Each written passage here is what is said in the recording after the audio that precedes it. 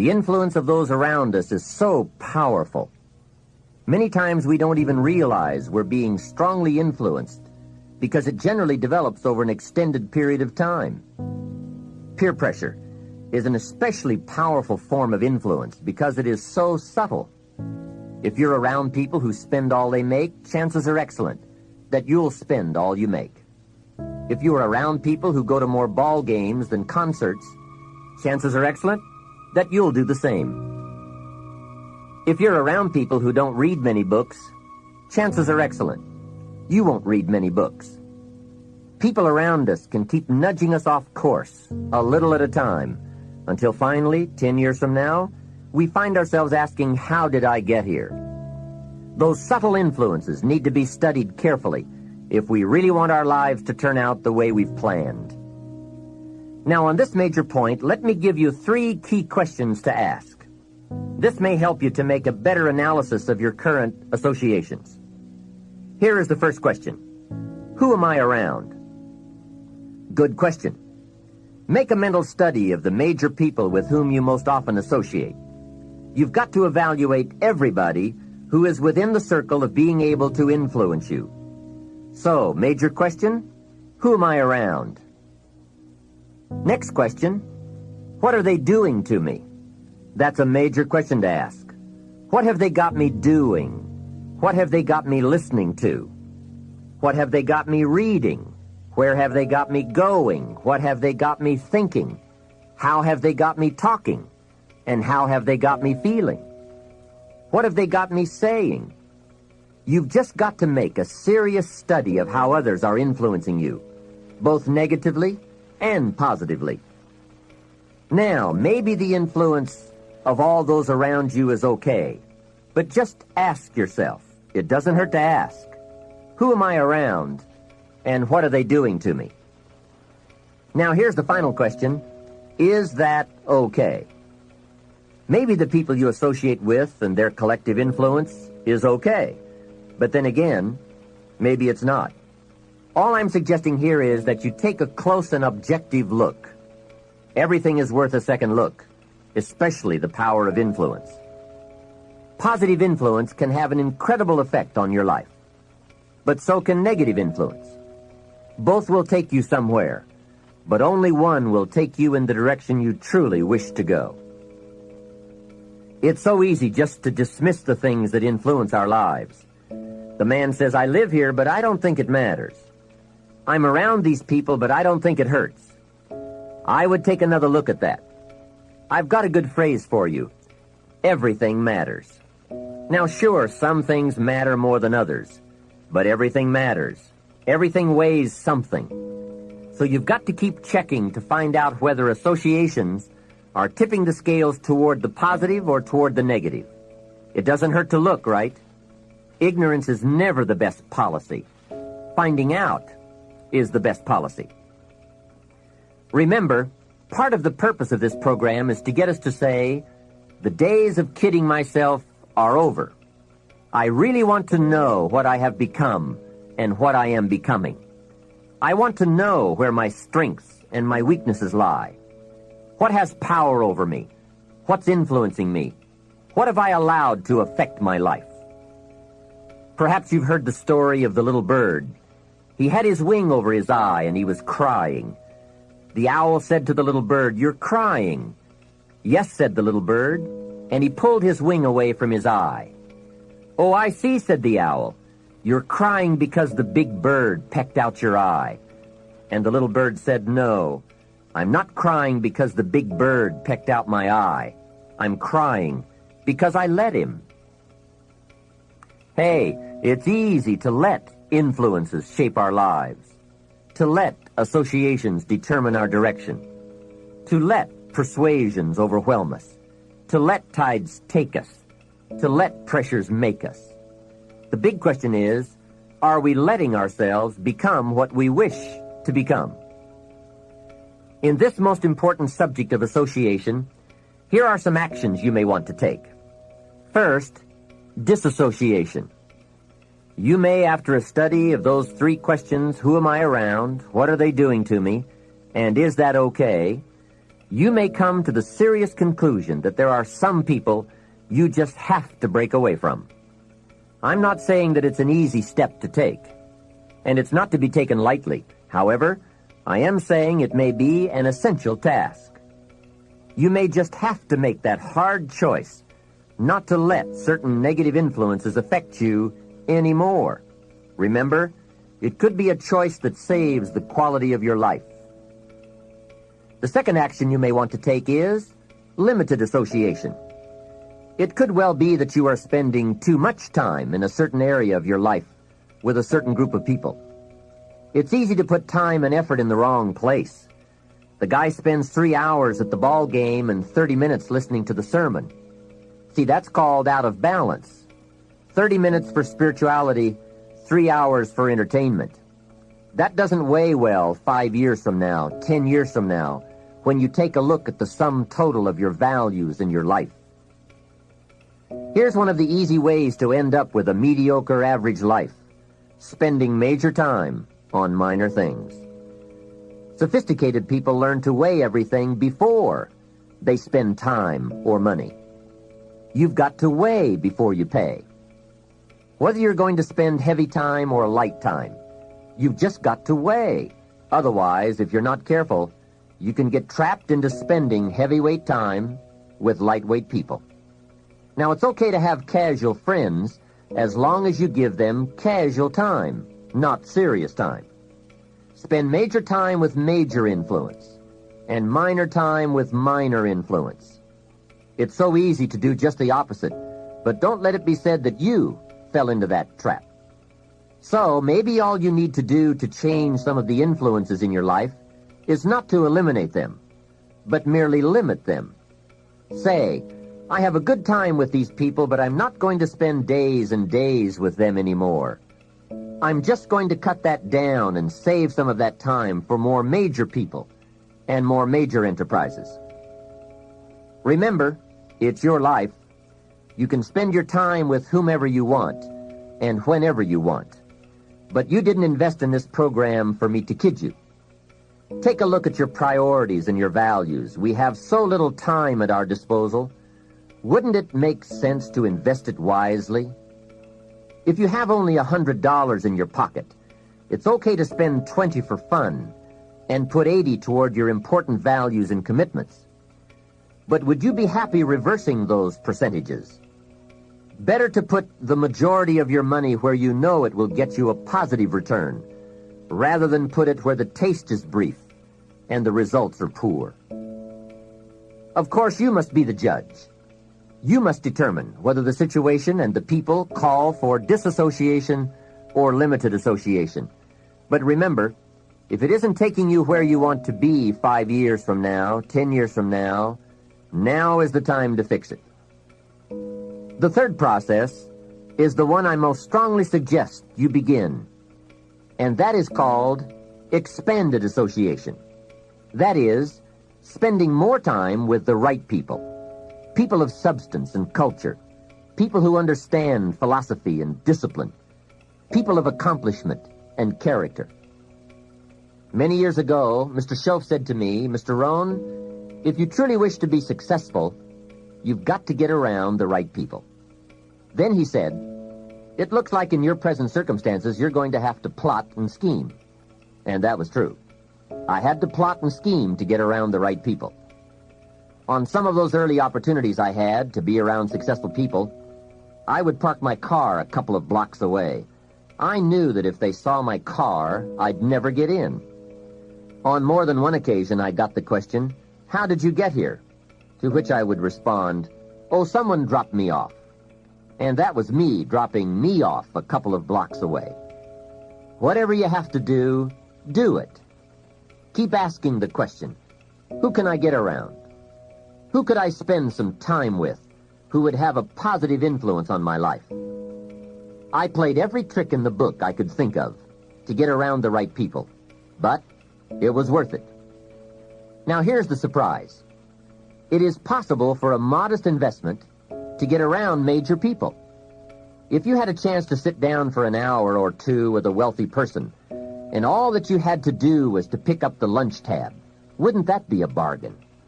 That person might drop an idea on you that could change your life for a lunch tab. And that's where we need to go to get our success plan from successful people.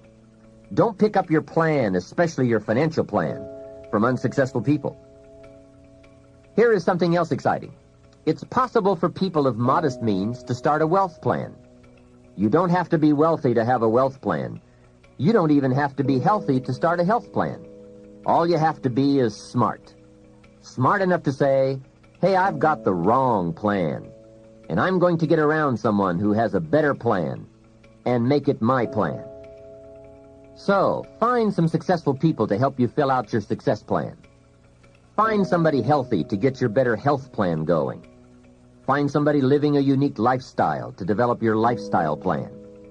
This is called association on purpose, getting around the right people by expanding your circle of influence. I have a really unique friend. I'm always trying to find more ways to spend more time with him. He's the big game hunter, millionaire, businessman, traveler, and in my opinion, one of the world's great philosophers. He has two special gifts among many that make it worth all the time I can possibly spend with him. And those gifts are, one, the ability to absorb, the ability to soak up a day and all of its events. His memory is uncanny.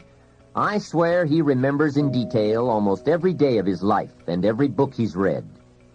I think it is more exciting for him to go to Spain and come back and tell you about it than it is to go yourself. And the reason is, when he's there, he doesn't miss anything. He picks up the sounds and the colors, the experiences and the happenings. He absorbs like a sponge the sights, the people, the whole scene. Then he has this second unique gift, the gift of expression. He can put all he saw and touched and felt into words, exciting words. When he talks, you can feel the water lapping on your feet. You can see the colors. You can smell the aroma of the flowers and the food. What great gifts to absorb and to express. If I spend a day with him, I get my time's worth. He can put a year into a day's conversation. It leaves you spellbound. He can read a book and with flawless detail give you a capsule version, and more often than not, make it more exciting than if you read the book yourself.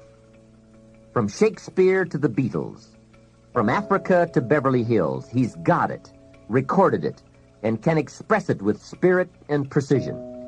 You can imagine what a valuable association this is for me. One way to associate with people of influence is through their writings, books, cassette tapes, whatever you can pick up. Maybe you can't meet the person, but you can read his books or listen to his cassettes. Churchill's gone, but he's left some books. Aristotle's gone, but we still have his ideas. Search the catalog for cassettes and libraries for books. Search the magazines, search the documentaries. They are full of chances for association and intellectual feasting. But in addition to reading and listening, we also need a chance to do some talking and sharing. I have some people in my life with whom I spend time on a regular basis, who help me with important life questions, who help me refine my own philosophy, weigh values, and ponder questions about success and lifestyle. We all need associations with people of substance to provide influence concerning major issues, society, money, enterprise, family, government, love, friendship, culture, taste, opportunity, community. Behavior is mostly influenced by ideas, and ideas are mostly influenced by education, and education is mostly influenced by the people with whom we associate. So don't join an easy crowd. Make sure you get around people who can ask the right questions about the latest ideas you've discovered, about your philosophy, your enterprise, your goals, your lifestyle. Go where the demands are high, where the expectations are high, where the spotlight is on to grow, to produce, and to become more than you currently are. One of the great good fortunes of my life was being around Mr. Schoaf those 5 years. During that time, he shared with me, at dinner, on an airplane, at a business conference, in private conversation, with a group. All those ideas that caused me to make the helpful and necessary adjustments in my thoughts and activities.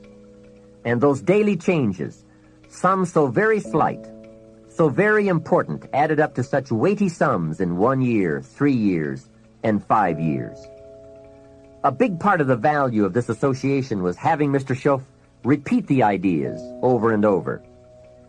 You just can't hear basics, fundamentals, major pieces of the philosophy of life too often. Another part was Mr. Schoaf's unique ability to check and measure my progress. That is so important. Measurable progress, and having someone to monitor that progress.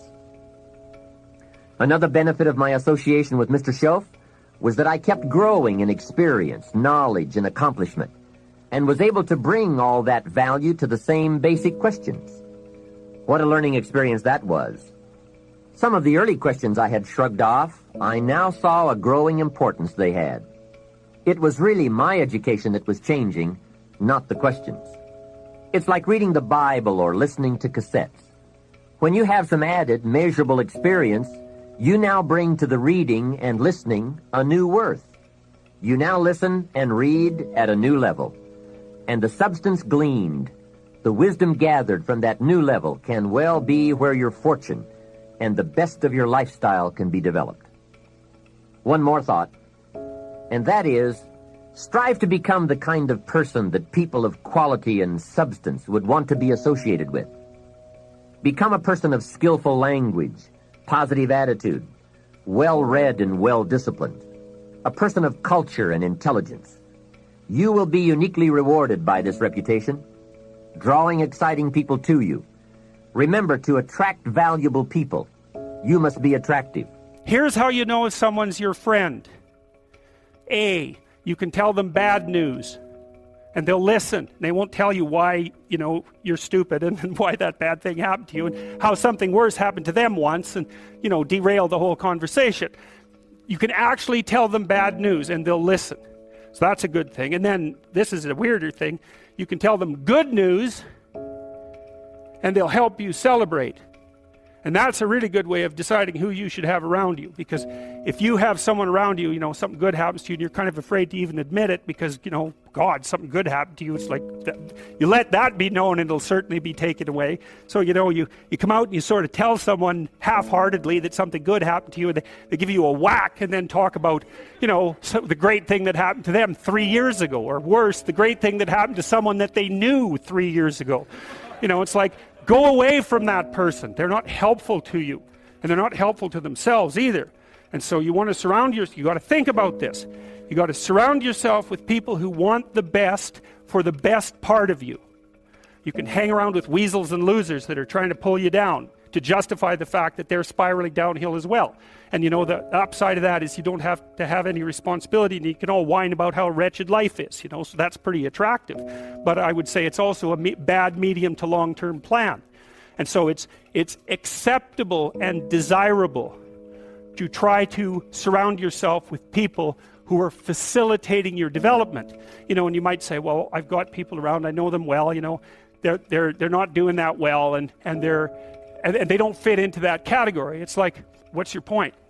What are you going to do with them exactly? If they'll listen and cooperate with you and move towards a better future, great. If they don't pay any attention and they keep doing the same damn things over and over and they're not going anywhere and it's painful, then maybe the proper thing to do is say, you just have your misery. I'll go off and have my life. And maybe you'll wake up at some point in the future and think that's a better way of being. Because just putting up with it is, well, they call that enabling, right? You put up with that sort of behavior, you're providing tacit consent for it and even tacit approval. It's like, it's a bad idea. You have, I would say, both the right and the responsibility to surround yourself with people who are good for the best part of you. Psychologists have found two major things that we as human beings get the most happiness and satisfaction from. Two things. Number one, our work, our contribution to society, our continued progress toward reaching our goals, our activity that generates our lifestyle, influence, power. And number two, Love. The love we receive from our spouse, our children, our parents, our families, our friends. Knowing that one person or several people care about us, want to spend time with us. The professional goals that you've outlined for yourself take a lot of work. Your ambition takes a lot of work, discipline, skills, constant learning to improve yourself and develop yourself and improve your skills and develop your skills. You don't expect that your achievements will come to you on a silver platter. Working on the wish and the hope and the prayer philosophy? No. You know that your goals require constant attention and discipline every day. Or they'll what? They'll never come to you at all. You can't just come home at night after work, after a long day, and expect that your family life is growing just fine all by itself. You can't just expect that your personal life will grow and flourish without attention, without taking time to feed and water and weed out the bad stuff, the negative stuff that happens while you're away. No, creating the perfect personal life, family life, takes just as much attention as creating the perfect professional life. It takes love and nurturing and kindness and sincerity and caring. It takes all those things. And that's one of the biggest mistakes that happens today. People spend all their time, focus all their energy, give everything they've got. They give it all to the job. It can't work that way. Your family requires more than that. The investment we make in our personal relationships before they're put on paper is the investment we must continue to make. The more we give, the more we get. If you stop giving, guess what? You'll probably stop receiving too. So keep your investment in relationships and family active. That's part of the good life. What good is a mansion on the hill if you've got no one to share it with? It's no good. What good is an investment portfolio worth millions if you've got no one to share it with? It's no good. What good is working so hard day after day, month after month, year after year, working until you accumulate everything you want, and in the meantime, your family left you? It's no good. It all loses its value. Life has to be balanced. Work hard, play hard. Work 6 days, take 1 day off. Work 3 months, take 1 week off. Life has to be balanced, or your lifestyle will suffer. Balancing your personal life with your professional life is key to making your ambition work for you. Home life, work life, they must work together. Making sure that what you're going for in your career complements your home life. Making sure that what goes on at home complements your career. One won't work well if the other doesn't. Lady gets into work early in the morning, is the last one to leave every night. This keeps going on week after week, month after month. Doesn't seem like she gets that much more accomplished than everyone else. Matter of fact, it seems like she's using the office to escape from home. Something's wrong here. Better fix it. Chances are that whatever's bothering her at home is affecting her work anyway. A guy's always late for work. Always takes off during the middle of the day to go home. There always seems to be some sort of emergency to tend to at home. He takes long breaks, leaves early to go home. He's not getting his work done in record time. He's not getting anything done at all. Chances are he's using the emergencies at home as an excuse to stay away from the job. If something's wrong at work, fix it, if you can, or look for your solution elsewhere. If something's wrong at home, fix it. If what's going on at home is the result of neglect, admit it and fix it. Pay greater attention. If you need to go to counseling, go to counseling. Talk with your minister. Talk with a trusted friend. But remember that whatever the problem is at home, it probably didn't happen overnight. So make sure to give it some time in the healing. Be patient. Now there's a balance between work time and home time, professional time and personal time. They both have to be working well in order to maximize your ambition and maximize your potential. Problems at home affect work. Problems at work affect home. Even when things are going well in both areas, sometimes special circumstances call for the work time to take away from the home time. And if that's the case, make sure everybody at home knows when to expect the light at the end of the tunnel. And if that extra project is really taking away from the family, make sure your family knows that their time will be paid back with interest. Life without balance can cost your relationships. Life without balance can cost your health. Life without balance can cost your spirituality. Life without balance can cost your wealth. Happiness. Balance. Work on a balanced life. Work on balanced ambitions. If you're a believer, don't neglect it.